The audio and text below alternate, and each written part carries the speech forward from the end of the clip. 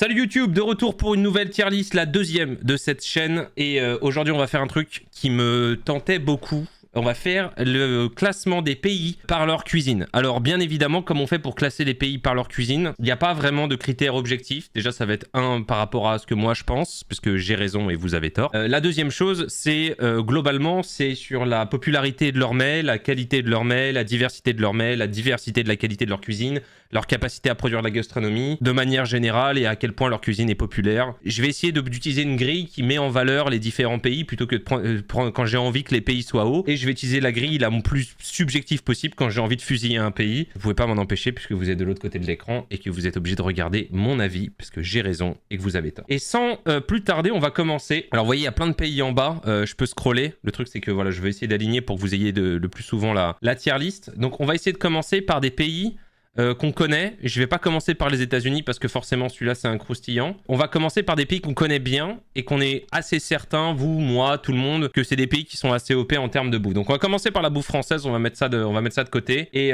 donc la cuisine française qui est S tier, mais attention, pas la cuisine de tous les jours, puisque la cuisine de tous les jours en France elle est assez pourrie. Enfin mettre une cuillère de crème fraîche, des champignons de Paris et une escalope de poulet achetée sous vide dans une barquette en plastique, c'est pas ce que j'appelle vraiment de la cuisine, c'est ce que font la plupart des Français. Mais la cuisine historique gastronomique française, le transfert culinaire, la capacité à créer tous ces ragoûts, toutes ces sauces, tous ces jus, etc. sont vraiment exceptionnels. La gastronomie de haut niveau est vraiment incroyable. On a toutes les méthodes de cuisson quasiment. La seule chose qui manque dans la cuisine française, c'est le piquant. On n'a pas vraiment d'épicé, de piquant, mais en dehors de ça, on est complètement bien. Oh, France, S tier, on se sort ça de l'horizon. À côté, on va mettre l'italienne. Bien évidemment, l'italienne, la cuisine, je pense, la plus exportée du monde. Plus grande référence culinaire partout, quasiment sur Terre. Tout le monde aime les produits italiens. Qualité des produits quasiment inégalée. Un vrai protectionnisme en plus de leurs produits. Ils sont comme nous, ils ont beaucoup d'appellations. Ah, j'ai oublié de mettre un truc, attendez. Il y aura un petit truc de montage. Pause montage. Je vais juste rajouter la musique. Voilà, comme ça on a de la musique, c'est quand même plus agréable. Je vais la baisser un peu. Et on se retrouve donc l'Italie, je disais, bon produit, très bonne technique de cuisson, très grande variété, puisque le nord c'est dans les montagnes, donc ils ont accès au fromage, à la crème, au beurre, à tout ce que vous voulez. Le sud c'est la tomate, l'huile d'olive, la Méditerranée, une foison d'épices. La pizza c'est S tier, les pâtes c'est S tier, leurs ragoûts sont S tier, enfin leur pain est probablement un des meilleurs du monde, donc il n'y a pas grand chose à dire l'Italie. C'est up there avec le reste. Et en troisième, je vais scroller un peu et je vais aller chercher le Japon directement. Je pense que le Japon est globalement un des pays les plus riches. Et je vais rajouter pourquoi, parce qu'il y a une culture des produits qui est exceptionnelle. Il y a un vrai savoir-faire dans la cuisine japonaise. Est-ce que l'alcool? Non, l'alcool compte pas. L'alcool compte pas. Les boissons non alcoolisées comptent, mais dans l'alcool, je prendrais probablement un autre ranking. Donc je vais mettre France, Italie, Japon.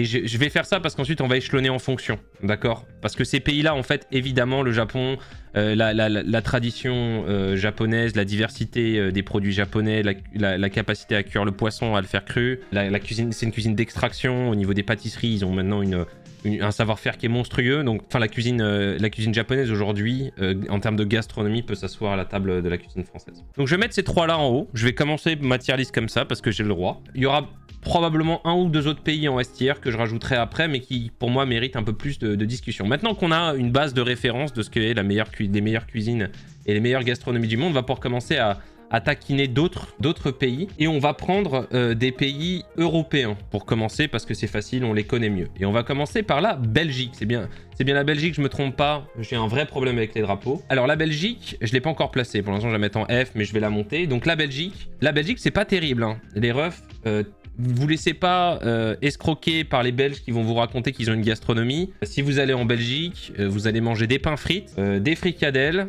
ou une mitraillette, enfin je sais pas comment ils appellent ça là-bas, mais en gros c'est des abats. Ils ont 4 plats qui te donnent le diabète, des gaufres, et si on enlève la bière, c'est pas un pays qui a grand chose à offrir, quoi. En fait ils sont S tier sur la bière, pour le reste c'est assez basique. Enfin, t'imagines si on prenait une région du nord de la France et qu'on en faisait un pays, ce serait pas extraordinaire. Voilà, donc je vais la mettre en 7 tiers parce que tout ce qu'ils font est mangeable, mais rien de ce qu'ils font est exceptionnel. Voilà, peut-être qu'on montera, mais pour le chocolat, il y a la Suisse de toute façon qui vous bat à plat de couture. Et on va suivre avec l'Allemagne. L'Allemagne qui va prendre une position solide. C'est un solide des tiers, l'Allemagne.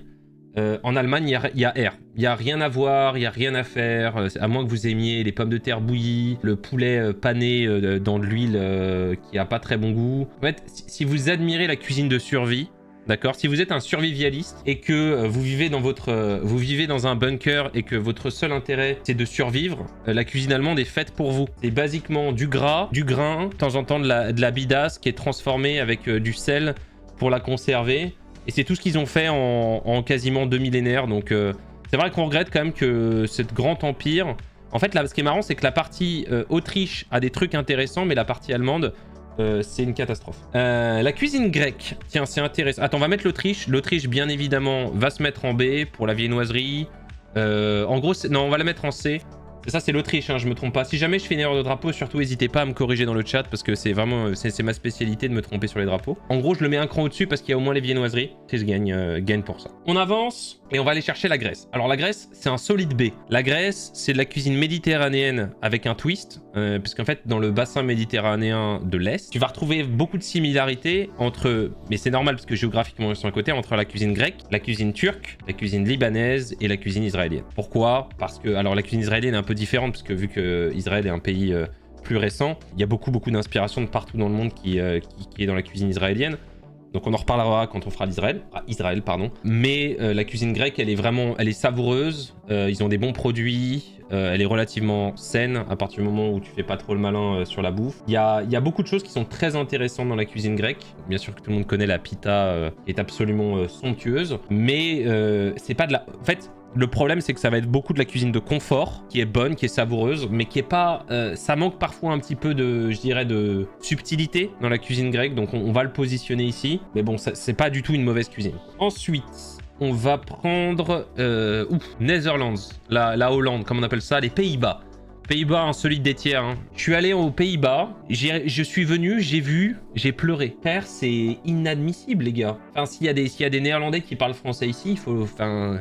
Les mecs sont fiers des croquettes, quoi. C'est-à-dire que leur spécialité, leurs deux spécialités nationales aux Pays-Bas, c'est les croquettes avec des morceaux de bacon de lard qui sont dégueulasses et huileuses et les space brownies, quoi. C'est pas beaucoup, quoi. C'est inacceptable, quoi. Le hareng salé, ouais. Même l'Allemagne a l'air mieux que les Pays-Bas et ça me rend vraiment triste de dire ça. Ensuite, on va faire la Pologne. Nos amis de la Pologne. Alors, j'adore la cuisine polonaise. Je pense que c'est comme... En fait, les Polonais, c'est des Allemands qui se seraient quand même posé la question de comment on fait pour rendre notre bouffe savoureuse. A contrario, c'est vrai qu'il y a de la pomme de terre bouillie dans la cuisine polonaise, mais je pense quand même que les mecs... les pierogi, c'est vachement bon. Ils ont... moi, j'avais goûté pas mal de soupes, des potés, des ragoûts et tout. J'avais trouvé ça assez savoureux parce que j'ai passé un peu de temps en Pologne. Globalement, je trouve que c'est une cuisine qui est un peu underrated, qui est assez méconnue en France, malgré qu'on ait beaucoup de relations historiques entre la France et la Pologne. On a très peu importé de cuisine polonaise, mais c'est une cuisine que je vous recommande d'essayer. Alors, il reste pas mal de pays d'Europe. Je ferai pas tous les pays d'Europe. Je connais pas la cuisine, tu vois, la cuisine roumaine ou la cuisine irlandaise suffisamment bien, donc je vais pas m'étendre. Bien évidemment, vous attendez tous la Grande-Bretagne. Je vais faire un dernier pays européen et après on ira partir du côté des Amériques. On va faire la Suisse. C'est complexe de juger la tradition culinaire suisse parce qu'ils sont à la croisée des chemins. Donc ça peut pas être atroce, mais c'est pas non plus phénoménal. Parce qu'ils ont accès à des produits qui leur donnent une légitimité. Hein, la frontière avec l'Italie, la frontière avec la France leur donne une certaine légitimité. Mais on sent quand même qu'il y a une forte influence allemande de on prend le produit, on le fait chauffer et on le mange. Il y a une satisfaction de juste mettre le produit, faire fondre du gras et rajouter des glucides dessus. Voilà, les gens sont contents. Donc c'est assez dur parce que il y a certaines choses. Tu vois, déjà la Suisse, bon, il y a le chocolat. Je pense que le chocolat au lait suisse est une référence mondiale. Les fondues sont bonnes, bien évidemment. Elles sont meilleures qu'en France. Pour les Savoyards qui voudraient me dire que c'est meilleur en France qu'en Suisse, c'est faux. Ils ont voire les meilleurs fromages du monde. Donc ça, c'est quand même une très grande force. Donc j'aurais tendance à dire... Ah, Espagne et Portugal. Ouais, on les fera après. Espagne et Portugal, parce que c'est des cuisines qui sont très intéressantes. Donc on les fera après. Le but, c'est de vous emmener. Je vous emmène en voyage, les gars. Si jamais... Je vais pas faire tous les S tiers puis tous les A tiers, ce serait la pire tier list. Donc j'essaie de faire un pêle-mêle pour faire en sorte que la tier list se remplisse doucement mais sûrement. Donc la Suisse, j'aurais tendance à la mettre à ce niveau-là. Mais tu vois, je pense que je vais tout décaler d'un cran vers le bas parce que je sais qu'il y a des cuisines que je vais rajouter qui sont plutôt en B et en A. Et il y a des chances qu'à la fin, je recrée un tiers spécifiquement pour la Grande-Bretagne, bien évidemment, maintenant, je vais poser en dernier. Donc mes amis britanniques, si jamais j'ai des gens britanniques qui regardent cette vidéo, vous faites bouillir du bœuf, les gars. Vous le faites bouillir et vous mettez de la menthe dedans. Vous comprenez que vous faites des toasts avec des boîtes de haricots ou pas? Est-ce que vous regardez votre nourriture avant de la manger? Sérieusement. Je sais pas quoi vous dire, les gars. Franchement, avoir une si belle culture, avoir un sens de l'humour génial, avoir des goûts aussi raffinés en musique, avoir autant contribué à l'art, à la poésie, à la littérature, avoir la première langue mondiale, avoir une lignée droite qui fait rêver le monde entier, être les patrons du Commonwealth, avoir le plus grand empire colonial de l'histoire et ne pas avoir de gastronomie, c'est incompréhensible. Le Japon, ils font la même taille que vous et les mecs sont estières. Je ne comprends pas comment les Britanniques, avec leur pelouse, avec la capacité qu'ils ont d'avoir des bovins d'exception, avec la capacité qu'ils ont d'avoir du fromage, de la crème et tout, ils en ont jamais rien fait. Je ne comprends pas les Britanniques. Alors si peut-être qu'un jour, il y a un Britannique qui va me dire « Attends, on va manger britannique et ce sera délicieux », mais je dois reconnaître que c'est très triste. Ça m'attriste vraiment, tu vois. Ouais, c'est... Merci à l'immigration indienne et à l'immigration cantonaise qui sauve, je crois que c'est cantonais, mais je suis pas sûr, en tout cas chinoise, qui sauve la gastronomie britannique. Comme ça, on peut manger, nous, Français, au Palais Développé, on peut manger de la nourriture de très bonne qualité en Grande-Bretagne. Merci à vous. Ok, ceci étant fait, je vais mettre la nourriture Ikea en C tiers, en D tiers. Je pense que c'est des plats basiques, cuisinés correctement, sans plus. Il n'y a rien d'extraordinaire. Je viens de dire la Suède Ikea, je sais que je vais avoir un report sur YouTube. Eh machin, ils nous ont appelé à l'Ikea, c'est pas possible. Écoutez les gars, c'est comme ça qu'on découvre la nourriture suédoise. Il n'y a pas de restaurant suédois partout dans Paris ou partout dans Los Angeles. À New York, j'ai pas vu des restaurants suédois partout. Donc voilà, on est comme tout le monde. On suppose que la cuisine commence chez Ikea, bah elle est suédoise. La glissade, dérapage, zap qui s'enfonce. Mais voilà, donc la Suède, je vais le mettre en D tiers. Parce que comme dans la Belgique, il y a des trucs bons. Comme dans l'Autriche, il y a des trucs bons. Il faut pas déconner, c'est beaucoup de la nourriture bouillie avec une protéine sur le côté. Et en plus, ils cuisinent beaucoup à la nette. Et la nette, c'est dégueulasse, c'est un goût de vomi. Donc forcément, on peut pas les mettre très haut. Sans transition, donc je ferai pas la Croatie, je fais pas la République tchèque parce que j'y connais rien. Attendez, on va scroller un peu pour que vous puissiez voir les pays. Donc Croatie, République tchèque, Danemark, j'y connais rien, Finlande, j'y connais rien, Norvège, j'y connais rien, Irlande, j'y connais rien, ça je sais pas ce que c'est, ça je sais pas ce que c'est, Roumanie, j'y connais rien. Et là on rentre dans les pays des Balkans, donc il y a 0% de chance que je trouve. L'Espagne, elle est où? Mesdames et messieurs, je ne trouve ni l'Espagne ni le Portugal. Donc ça y est, on a nos deux images et normalement,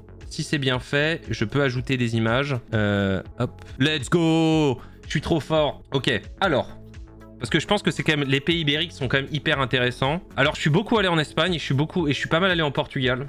L'Espagne, messieurs, dames. Très surcoté, l'Espagne. Beaucoup de bons plats, beaucoup de bons produits. C'est facile à manger, c'est savoureux, c'est assez riche, mais ça tourne très rapidement en rond. Ça tourne très rapidement en rond. Et d'ailleurs, je vais monter la Grèce d'un cran parce que je pense que la Grèce et l'Espagne sont un peu similaires dans la typologie de cuisine. C'est-à-dire, c'est des cuisines qui sont vraiment intéressantes. Déjà, je pense pas qu'il y ait une vraie gastronomie dans le sens haute gastronomie espagnole par rapport à, tu vois, la française, la japonaise ou l'italienne. Même si t'as des bons restaurants espagnols, mais c'est beaucoup de la cuisine familiale, tu vois. Mais je pense par contre que tu peux vivre une vie entière à manger de la nourriture espagnole et être content à chaque repas. Je suis pas certain de pouvoir vivre toute ma vie avec de la cuisine suisse ou de la cuisine polonaise. Par contre, je pense qu'à partir de B, tu vois, si jamais j'ai grandi en Espagne, je pourrais manger espagnol toute ma vie. Et je vais dire la même chose du Portugal, qui se rapproche pour moi de ces cuisines familiales. Tu vas au Portugal, il y a rien d'exceptionnel dans la cuisine portugaise. Il y a rien de insane. Mais tout ce qu'ils font est bon. Tout ce qu'ils font est frais. Tout ce qu'ils font c'est des circuits courts, c'est des bons produits. Donc il y a vraiment ce côté hyper intéressant de la cuisine portugaise qui offre un spectre très varié de nourriture à coût raisonnable et qui est savoureux, que tu peux manger régulièrement sans vraiment t'en offusquer. Donc ça c'est bon.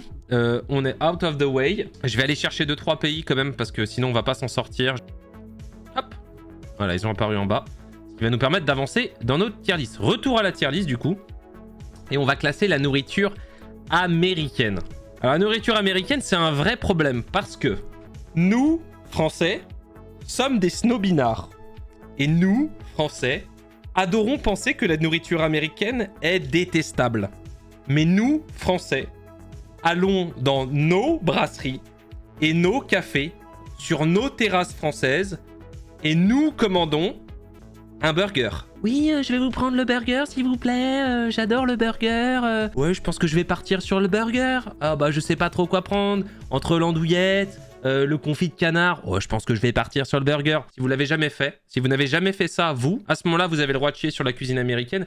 Mais je sais très bien, je vous vois chez vous, là, comme ça, assis en train de scroller sur votre téléphone, regardez la vidéo ou sur YouTube, ou même sur Twitch, vous commandez tous votre burger. Vous adorez votre burger. Vous adorez vos donuts. Vous adorez vos muffins. Vous adorez vos sodas. Vous adorez toutes ces choses-là. Mais vous adorez vous rassurer en vous disant « Ah non, mais la cuisine américaine, c'est vraiment de la merde.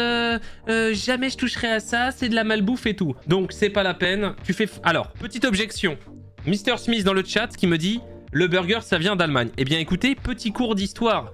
Le steak de Hambourg, qui vient à la base des Mongols, qui est arrivé donc en Allemagne, qui était la partie antérieure du cheval et qui était cuisiné avec une sauce, un gravy, donc une réduction de jus, s'est exporté via l'immigration allemande aux États-Unis à la création du pays au moment où il y a eu le grand exode vers les États-Unis. Vers le milieu du XVIIIe siècle et début du XIXe siècle, il y a eu un problématique, il y a eu la révolution industrielle. Étant donné que les employés n'avaient pas le temps de prendre des pauses pour s'asseoir à table et manger avec une couteau et une fourchette leur steak de Hambourg, les Américains ont réfléchi à un moyen de faire en sorte que les employés puissent manger sur les lignes de production. Donc qu'est-ce qu'ils ont fait?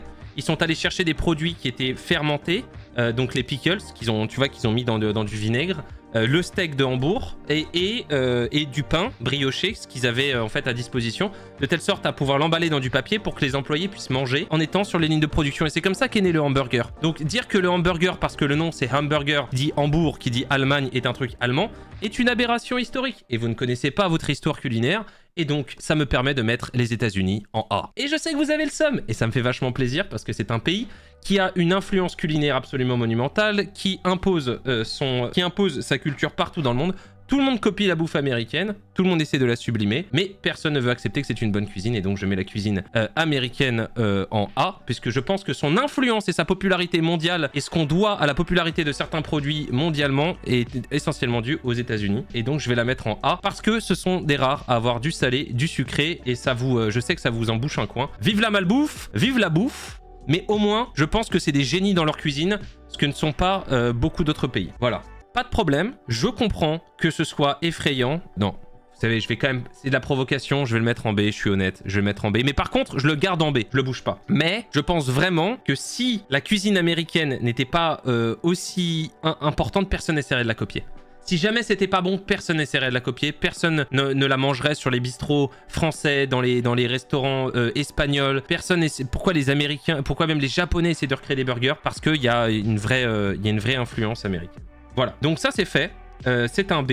Mais donc après avoir fait les États-Unis, on va parler du Canada. Le Canada, c'est les États-Unis sans le soft power, sans le marketing. Et heureusement, il y a le Québec qui leur apporte la poutine, qui est plus ou moins la saving grace du pays.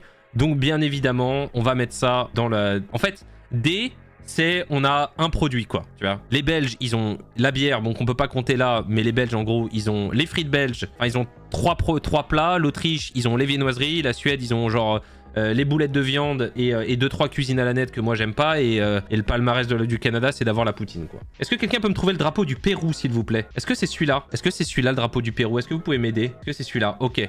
Pérou, c'est A tiers. Je veux aucune discussion. Si vous connaissez pas la cuisine péruvienne, c'est normal parce qu'on n'a pas beaucoup d'immigration péruvienne en France. C'est très fin, c'est délicat, c'est savoureux, c'est complexe. Ils ont une diversité de produits extraordinaire, l'invention de la pomme de terre, merci le Pérou. Leur diversité, vraiment une cuisine extrêmement raffinée. Vraiment, tu vois, c'est l'Espagne, mais avec une diversité de produits largement supérieure. C'est exceptionnel, la cuisine péruvienne. Ça frôle le S tier, mais je pense que ça rentre...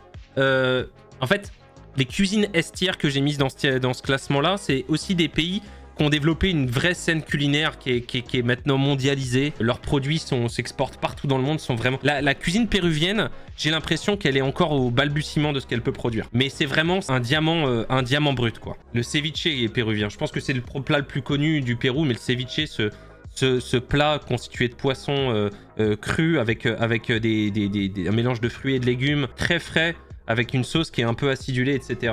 On arrive au Mexique. Alors, le Mexique, je pense, manque d'une scène gastronomique raffinée. Mais par contre, en termes de bouffe de tous les jours, ça met une volée à tous les pays en B. Il n'y a aucune discussion. Il lui manque encore je dirais le cap que certains chefs mexicains arrivent à élever les produits, certains produits mexicains, mais vraiment c'est extraordinaire la bouffe mexicaine.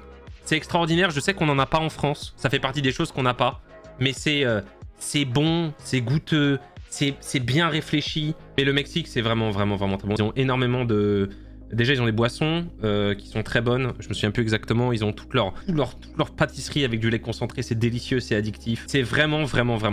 Le mollet, etc. Tous les gens qui disent French tacos, tu sais que si jamais je devais continuer, si jamais je devais prendre en compte le fait que le French tacos existe, si je devais rendre hommage aux gens de Grenoble, je serais obligé de descendre la France d'un cran juste parce qu'on a inventé cette merde. Je le fais pas parce que je garde mentalement, je mets un mur dans ma tête pour ignorer le fait que cette merde existe. Donc voilà, le Mexique, c'est à tiers, je veux rien savoir. La cuisine brésilienne, je la connais peu. Elle est souvent, c'est comme la cuisine argentine, elle est généralement résumée à ses grillades. Et pour moi, si ta cuisine c'est des grillades, t'as pas de cuisine. Parce que donc c'est très difficile. Ah oui, bah, le burger est largement au-dessus du French tacos. La différence, c'est qu'il y a que les chiens qui font pas la différence entre un bon burger et un tacos.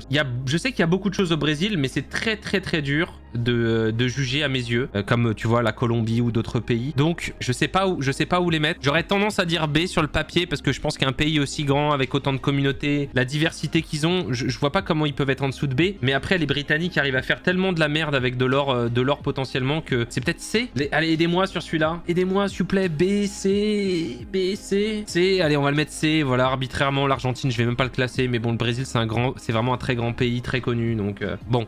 On a fait l'Amérique du Sud, on a fait l'Amérique du Nord, on a fait la majeure partie de l'Europe. Il est temps pour nous d'aller faire un tour du côté du Proche-Orient, du Proche et du Moyen-Orient. Et donc dans le Proche et le Moyen-Orient, il y a plein de pays dont je ne connais pas la gastronomie. Parce que si vous me demandez de la gastronomie du Koweït, la Jordanie, des Émirats Arabes Unis ou de l'Arabie Saoudite, j'y connais rien. Par contre, il y a une nourriture que je connais très bien, il y a deux nourritures que je connais bien, c'est la nourriture iranienne, la nourriture libanaise, d'accord?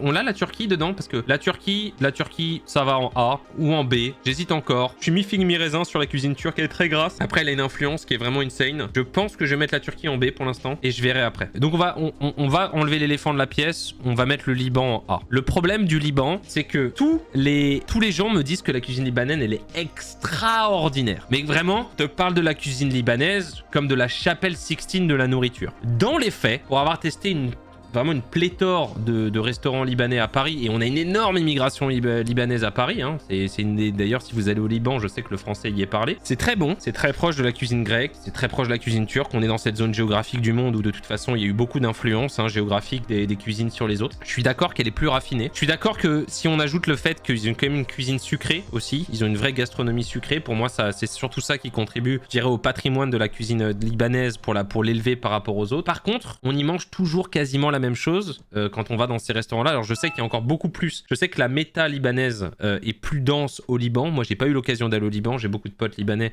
qui m'ont dit à peu près ce que c'était. J'ai regardé beaucoup de documentaires, je pense que c'est une cuisine qui mérite son attire au même titre que le Mexique, au même titre que le Pérou, mais je pense pas que ça évolue, tu vois. Je vois rien dans la cuisine libanaise qui puisse s'asseoir à la table de la margarita espagnole ou du croissant français ou ce genre de choses. D'accord? Que l'Italie soit au-dessus du Liban, je suis déjà outré. Ah, c'est vrai. Bah écoute mec, j'ai raison, t'as tort.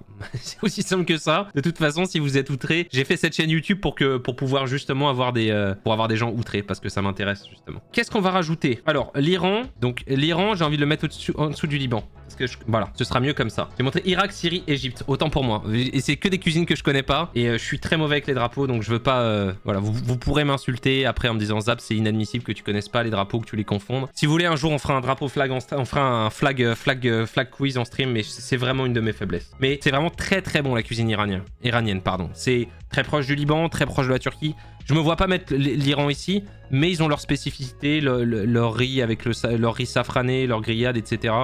Il y a beaucoup d'immigration iranienne aux US. Ok, alors, on a fait Proche-Orient. La cuisine israélienne. Alors, c'est difficile à classer la cuisine israélienne parce qu'elle est issue d'une diaspora. Elle a une grosse... Parce que dans la cuisine israélienne, vu que Israël c'est c'est le retour d'une diaspora qui était partout dans le monde, mais elle est majoritairement d'Europe de l'Est, d'Afrique du Nord, et bien évidemment localement, parce que ça reste, géographiquement, c'est dans le Proche-Orient. À ces trois cuisines. Donc pour cette raison-là, c'est une cuisine qui est très riche, mais qui est pas spécifique et surtout qui est peu connue. Donc je vais la mettre à ce niveau-là parce que c'est très difficile pour moi de noter, mais je sais qu'en tout cas, il y a plus de diversité que la cuisine polonaise ou suisse ou brésilienne, parce que comme je disais, il y a un peu de polonais, il y a un peu, il y a probablement, tu vois, d'autres pays d'Europe de l'Est, il y a de l'Algérien, il y a du Marocain, il y a du Tunisien, parce que c'est des communautés, c'est une communauté, la communauté juive qui était dans tous ces pays-là et qui ensuite a réimmigré vers Israël. Donc voilà pour la gastronomie. Je suis incapable de vous dire précisément où je situerais. Voilà, si jamais ma vie en dépendait, probablement que je ne la jugerais pas. Mais bon, je pense que au doigt levé, comme ça, mouillé, je trouvais ça intéressant de rajouter Israël dans les pays du Proche-Orient. Est-ce que j'ai raté un pays du Proche-Orient qui mérite d'être jugé, qui serait un crime de ne pas mettre sur cette tier list? Je pense pas, parce que j'ai mis, je pense, les pays majeurs culinairement. Donc on repart un peu plus à l'est, on continue notre voyage, on suit la route de la soie, et on arrive bien évidemment dans un des pays les plus majeurs en termes d'influence culinaire de l'histoire. Un pays où on mange les spécialités à Londres, un pays que beaucoup de gens considéraient S, que je ne mettrai pas en S, mais que je trouve vraiment très intéressant, c'est l'Inde. Alors, je pense que l'Inde a beaucoup de nourriture qu'on ne connaît pas. Je pense que l'Inde est probablement S pour les gens qui connaissent très bien l'Inde. Parce que l'Inde, c'est un continent, les gars. Il y a 1,4 milliard de personnes. Enfin, t'imagines, tu prends l'Inde, tu enlèves la population des États-Unis et t'as toujours plus d'1 milliard de personnes. C'est vraiment stupide. C'est probablement la meilleure nourriture végétarienne du monde. Donc, c'est très compliqué. Nous, poulet tikka, le tikka masala, le butter chicken, vindaloo, korma, ravioli, bien évidemment, il y a le chapati, le naan, etc. Tout ce qu'on mange dans les restaurants indiens classiques. Délicieux, pas sensationnel, dans le sens où c'est quasiment tous des ragoûts d'épices avec de la viande mijotée et du riz. Donc, tu vois, la différence, par exemple, entre un croque-monsieur et un magret de canard au miel en France, tu vois, ou un chou à la crème et des profiteroles, il y a une diversité en France, tu vois, ou en Italie que je pense pas retrouver en Inde. En tout cas, que moi, je ne connais pas en Inde. Donc, je suis incapable de te dire exactement où elle se situe, donc je vais garder en A. Potentiellement, c'est ma méconnaissance qui ne met pas en S, mais dans mon jugement, dans mon book, la cuisine indienne, elle est en A, ok? Ensuite, une fois qu'on a fait cette cuisine indienne, que je pense, la cuisine pakistanaise, je vais l'adosser à la cuisine indienne, je suis désolé, s'il y a des gens qui viennent du Pakistan dans les commentaires et qui veulent me corriger, n'hésitez pas dans les commentaires à me dire voilà, ou me mettre un lien sur Wikipédia d'un plat ou un truc que je devrais essayer pour m'éduquer, parce que forcément, même si on vit dans un mondialisé, on a accès à plein de cuisines, ça reste mon palais, quoi. Et on va aller du côté de la Corée, je pense, puisque ensuite il y a beaucoup de, comment dire, le centre asiatique, tout ce qui va être j'ai pas mis la cuisine russe que je saurais pas noter. Tout ce qui va être Tadjikistan, Ouzbékistan, Turkménistan, Azerbaïdjan, tous ces trucs-là, j'y connais rien. Donc je suis incapable de vous dire. Donc je vais aller en Corée directement parce que c'est celui que je vois et on va commencer à faire un peu plus de l'Asie. La Corée du Sud, c'est un pays que je trouve très décevant culinairement, qui a une belle diversité de produits. On mange très bien en Corée, mais c'est beaucoup de cuisine du monde. Je pense que la Corée, je vais la mettre en B.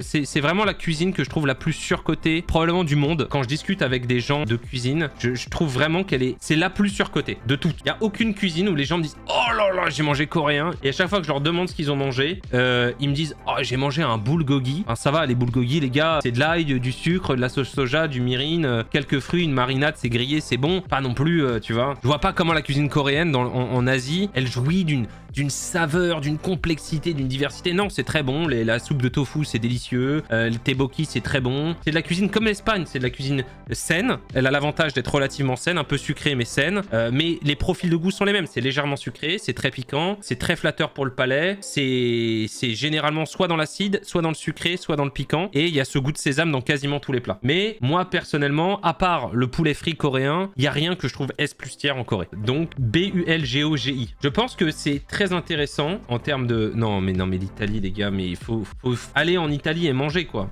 Genre, c'est pas du tout la même chose, la diversité de la cuisine. Donc j'aurais tendance à la mettre en B. Je pense que c'est une très bonne cuisine. Je pourrais la manger pour le restant de ma vie tous les jours et pas m'en plaindre, comme tous les trucs que j'ai mis en B. Mais il y a jamais un moment où je me dis waouh, j'ai pris une énorme claque ou oh, l'iceberg coréen, genre on n'a rien vu. Tu vois, la cuisine mexicaine, je pense qu'il y a un mec qui peut prendre la cuisine mexicaine et ouvrir 10 restaurants gastronomiques et faire du 2 étoiles. Je pense que la cuisine indienne, dans 30 ans, elle aura évolué à un niveau. La cuisine coréenne telle qu'elle est là, j'ai déjà l'impression qu'elle est optimisée. Tu vois. Ou alors il va falloir rajouter des produits dans la cuisine coréenne. Donc je vais le mettre ici. Ensuite, il y a nos amis Singapour. Singapour, je pense que c'est très dur parce que Singapour c'est un carrefour, donc je sais qu'il est connu par le Hainan Chicken, donc je vais le mettre ici. Je pense que c'est B, ça pourrait jouer avec le A. Je pense que vu si Singapour continue d'évoluer, je pense que c'est un pays qui va finir ici. Pour être honnête avec vous, je pense que la densité, en fait, vu que c'est un croisement de culture, tu vois, vu que c'est un croisement de culture où il y a des influences de l'Inde, de partout en Asie, et que c'est un espèce de carrefour, tous les carrefours culturels dans l'histoire deviennent des puissances culinaires. dire. C'est normal, les cuisines se rencontrent. Donc c'est un des rares endroits sur Terre à Singapour où vous pouvez manger de la cuisine indienne qui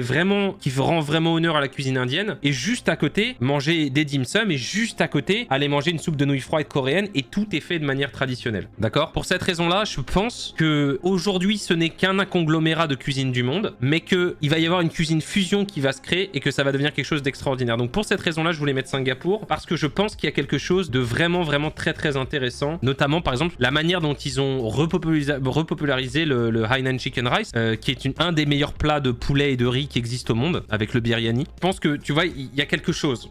C'est dormant, mais je pense que Singapour, dans les 30 prochaines années, va nous produire des dingueries en termes de cuisine. Ou dans les 50 ou les 100 prochaines années. Donc je vais le mettre ici. Et on va arriver au Vietnam. Alors, le Vietnam, c'est vachement difficile. C'est un peu divisé. Parce que moi, j'aurais tendance à mettre le Vietnam en C. Et je sais qu'il y a beaucoup de gens qui seront pas d'accord avec moi. Mais j'ai toujours l'impression que la cuisine vietnamienne, elle est très répétitive. Très, très répétitive. Et je sais que je suis dur. Parce qu'elle est savoureuse, elle est bonne, elle a bon goût, elle est confortable. Je suis pas, tu vois, je suis pas super convaincu. Le Loc Lac, c'est cambodgien, mais oui, c'est vietnamien aussi. Après, bon, c'est... Il y a le banh mi qui est extraordinaire. Le problème, c'est qu'après, tu vois, je peux tout mettre en B. Parce que c'est que des bonnes cuisines, tu vois. Mais si jamais je fais ça, tu vois, si je mets le Vietnam ici et que je mets le Brésil en dessous, ça me dérange. Tu vois, le Vietnam, je pense que c'est une cuisine... Je raffole. Je suis toujours content de manger vietnamien, mais si jamais je mange pas vietnamien, je me sens bien, quoi. Le problème, c'est que c'est meilleur que la Suisse. Ouais, c'est vrai, non, c'est vrai qu'il y a la Suisse. Mais la Suisse, on devrait le descendre. Le problème, tu sais ce qu'on va faire? En fait, ce qu'on va faire, c'est qu'on va descendre la Suisse. Ça, le Brésil, vu que je connais pas, je vais le garder de manière intermédiaire. Et donc, ça va me permettre de descendre d'un cran certaines cuisines. Je pense que je vais le faire comme ça. Et donc, je vais garder des pays... Non, la Turquie, c'est haut. Non, non, non, je peux pas faire ça parce que il y a une vraie définition. Donc, je vais juste avoir un grand B tiers, c'est tout. On va avoir un grand B tiers, mais parce que c'est comme ça que la cuisine, je la vois. C'est-à-dire que... Tu me dis, on mange suisse, c'est pas pareil que si on mangeait vietnamien. Donc, je vais mettre le Vietnam ici. Voilà. C'est pas possible. Le banh mi est fait partie. Quand on fera la tier list des sandwichs, parce que bien évidemment sur cette chaîne on fera la tier list des sandwichs, le banh mi est très haut. Le banh mi dans le classement des sandwichs, attention. Faut monter le Mexique, pas encore. Là, dans les candidats à monter, le Pérou est mieux positionné que le Mexique et l'Inde aussi. Ok, bon la Chine, les gars, voilà, la Chine, je veux aucune discussion. Ils cuisinent toutes les protéines du monde. Ils ont toutes les techniques de cuisson du monde. Hein. Ils ont absolument toutes les techniques de cuisson. Cuisinent même les insectes, c'est savoureux, c'est insane. Ils ont les meilleures techniques de fermentation du monde. Ils ont la meilleure cuisine des racines du monde et probablement une des meilleures cuisines de plantes du monde. Ils sont god tier sur le thé. Il leur manque probablement un éventail de boissons. Sur les boissons, ils sont pas insane. Ils ont une histoire qui est extraordinaire en termes de gastronomie. C'est vraiment, vraiment, vraiment, vraiment très, très riche. C'est-à-dire que autant je peux vous dire que je connais pas la cuisine indienne et que probablement c'est un géant qui dort, autant je connais bien la cuisine chinoise et je peux vous dire que je la connais pas aussi parce que avec la centaine d'heures que j'ai passé à regarder des documentaires sur la cuisine de Chine, j'ai l'impression d'avoir juste gratté la surface. Il y a trop. J'ai l'impression que honnêtement, en fait, ce qui est très difficile avec la Chine, c'est que on n'est pas là pour faire de l'histoire de la gastronomie, hein, bien évidemment, parce que sinon, bien évidemment, que le hamburger serait allemand. Mais quasiment tous les trucs que vous aimez sur Terre, tout ce que vous aimez manger, quasiment a une origine chinoise. Et vraiment, l'impact global de la Chine et le raffinement de la cuisine chinoise, c'est dantesque, quoi. Que ce soit les nouilles, les soupes, la diversité, comme je disais, des protéines, la diversité des épices, le piquant, le seul truc qu'ils ont, c'est qu'ils n'ont pas vraiment de pâtisserie. Voilà, ils n'ont pas de pâtisserie. C'est vraiment la pâtisserie chinoise. Ah, tu me dis, ah, je vous ai emmené un set de pâtisserie. Ah, super. La pâtisserie chinoise. Merci. Du sésame et du sucre. Tu vois, c'est pas pareil que, bon, tu reçois un paquet de voilà, tu vois. C'est pas pareil que quand tu reçois un tiramisu, une panna cotta, tu vois. Non, mais c'est pour ça que la France, en fait, hot take, si on enlève le sucré, la Chine est number one. Mais vu qu'on doit composer avec tous les éléments de la cuisine, sauf l'alcool, parce que je pense que je ferai une tier list d'alcool, on met tellement une volée au reste du monde avec le sucré. Mais vraiment, on est tellement loin en termes de sucré. Et si on rajoute l'alcool, mais là, mec, ça n'a même plus aucun sens, tu vois. On est tellement loin, on a tellement le reste du monde dans le rétro. Mais si on devait considérer que la nourriture salée, il y a aucun monde où la France peut s'asseoir à la table de la Chine. Vraiment. Je pense, moi, à titre personnel, je pense pas, tu vois. C'est vrai qu'il y a le fromage. Non, parce que la France a le fromage. C'est vrai que dans les cuisines fermentées, on a le fromage. La France est le seul pays qui peut s'asseoir à la table de la Chine. Voilà. La France et la Chine se discutent sur le salé. Si t'incorpores le sucré, c'est la France et l'Italie qui discutent. Et au milieu, t'as le Japon, qui les mecs qui sont en mode si j'enlève 13,5% de gras sur mon morceau de thon et que je le coupe avec un angle de 0,37 degrés et que je le pose sur le riz de telle manière, à ce moment-là, la bouchée sera tellement parfaite que le mec aura un orgasme au moment où il mange dedans. Et tu dis, non mais les Japonais, ils fantasment complètement. Ils sont complètement malades les mecs. Et du fétichisme à ce niveau. Et tu prends le morceau, tu le mets dans ta bouche. Et là, d'un seul coup, il y a ta grand-mère décédée depuis 20 ans qui est en train de te dire, oh mon petit Thomas, t'aimes bien la bouchée? Et tu comprends pas, c'était dans un... T'es parti, tu vis un truc. Et c'est la cuisine japonaise, elle a ce truc-là de... Les mecs passent 1000 heures ou 1000 ans à réfléchir sur une bouchée. Et tu la manges et tu fais, ça c'est vraiment incroyable. Pour cette raison-là, la cuisine japonaise est extraordinaire. Il nous reste la Thaïlande. La Thaïlande,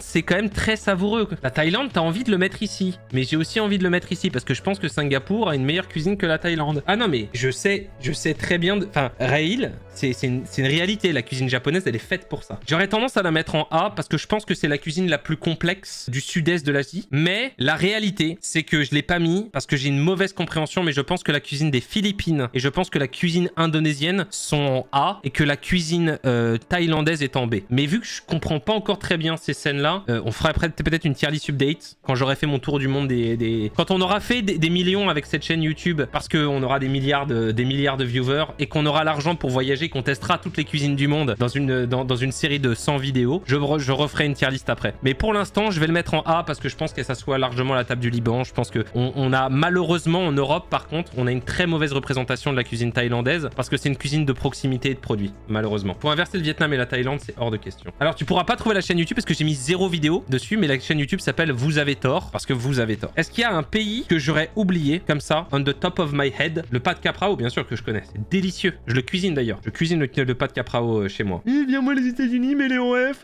ça va, c'est de la malbouffe, je déteste. L'Argentine, je connais pas. Le Maghreb, on peut rajouter si vous voulez, mais pour le coup, tu vois, le Cambodge, malheureusement, je connais pas bien la différence sur la cuisine cambodgienne et j'ai mangé cambodgien. Il y avait certaines différences, il y avait des sortes de pudding, etc. Beaucoup plus d'œufs dans leur cuisine que la cuisine vietnamienne, mais je suis pas que je rajoute le Maghreb. Allez, on va rajouter le Maghreb, mais je vous préviens, ça va être déception. Hein. Ça va être déception sur déception. Je vais juste mettre Algérie, Tunisie, Maroc. Désolé à mes amis égyptiens, mais je connais absolument rien de la cuisine égyptienne, donc ce serait encore plus une aberration de ma part que de l'ajouter. Donc on va rajouter ça et après je pense qu'on sera à la fin. Donc hop. Voilà. Je connais pas bien les cuisines d'origine Afrique subsaharienne. En gros, ma connaissance de la cuisine subsaharienne, c'est le yassa, le mafé, et j'ai mangé une fois des alocos dans ma vie. Et j'ai mangé une fois du yassa et une fois du mafé. Le yassa, je m'en suis resservi 15 assiettes. J'ai failli être malade parce que c'est un des meilleurs trucs que j'ai mangé de toute ma vie. Le mafé, j'ai trouvé ça bon, mais je l'ai mangé dans un restaurant où je pense qu'il n'était pas très bien fait. Et les alocos, j'ai trouvé ça bon sans plus. Donc me positionner en tant que juge de la gastronomie, même juste de l'Afrique occidentale, ce serait juste un crime. Il y a des choses, je les note pas parce que je les connais pas. Mais par contre, j'ai trouvé ça, voilà, exactement. Si j'ai pas la connaissance, je pense que ça vaut pas le coup, tu vois. Mais je sais qu'il y a énormément, enfin, je veux dire, il y a 1 milliard de personnes en Afrique, il y a forcément, mais attention, je suis pas du tout en train de dire que je veux pas la goûter. C'est juste que j'habite aux États-Unis, que c'est pas une cuisine qu'on a l'habitude de trouver et que c'est quelque chose que j'ai pas encore fait en revenant en France, mais que je refais. Donc, l'Algérie. Alors c'est dur parce que la cuisine algérienne, comme je dis, moi c'est la cuisine de ma grand-mère. Donc si je devais la mettre quelque part, je la mettrais ici. Mais c'est la cuisine de ma grand-mère et ma grand-mère était une cuisinière hors pair. J'aurais tendance à la mettre de manière réaliste. Probablement c'est de la cuisine de confort comme l'Espagne, comme le Portugal, comme la Grèce. C'est très gras. C'est tout ce que je sais. Si je devais avoir un jugement, voilà comment je mettrais mon jugement. Excusez-moi. Voilà. Tu vois, c'est juste que ça me fait une double ligne et j'aime pas les doubles lignes, mais je ferais ça. Honnêtement, comme ça, au doigt mouillé, je dirais le Maroc, vu la qualité de ses pâtisseries, je le mettrais un peu au-dessus. Je sais qu'ils ont un peu plus de densité. Maintenant, je sais que je vais hériter beaucoup d'Algériens et Tunisiens en disant ça. En plus, je veux dire, les plats se partagent. Tu vois ce que je veux dire? Il y a pas vraiment. C'est pas personnellement. Je préfère le couscous marocain. Mon père va me tuer. Papa, si tu vois cette vidéo, s'il te plaît. je te jure, je m'excuse.